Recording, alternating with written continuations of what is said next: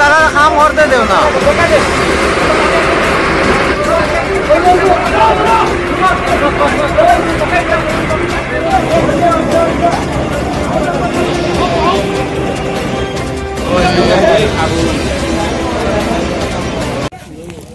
বেদনাদায়ক ঘটনা।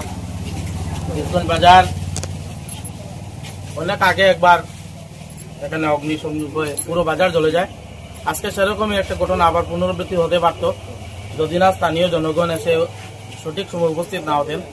বিশেষ করে প্রদীপ দাস মৃত্যু এবং সঙ্গে আমাদের নীলকমল দাস ওর অনেকগুলো গাড়ি এবং ব্যাটারি সব নষ্ট হয়ে গেছে। একটা গাড়ি সম্ভবত বিক্রিও ছিল। এখানে প্রদীপ দাস খুবই গরিব, ওর সম্পূর্ণ কাপড় সঙ্গে মেশিন ওর সমস্ত ফার্নিচার সহ যে একদম ইলেকট্রিকের উপরও গড় জ্বলে গেছে। আমি চাইবো যে এখানে ডিজাস্টার ম্যানেজমেন্ট থেকে যেটা পাবে ওনারা পাবেন এবং জিপি লেভেলে এবং আঞ্চলিক পঞ্চায়েত লেভেলে এবং জেলা পরিষদের মাধ্যমে যাতে ওনারা ইনস্ট্যান্ট একটা কিছু পান, যাতে ওনাদের দোকানের যে কাজ করাবার মতো কিছু নেই ওনাদের কাছে, একদম শূন্য হয়ে গেছে।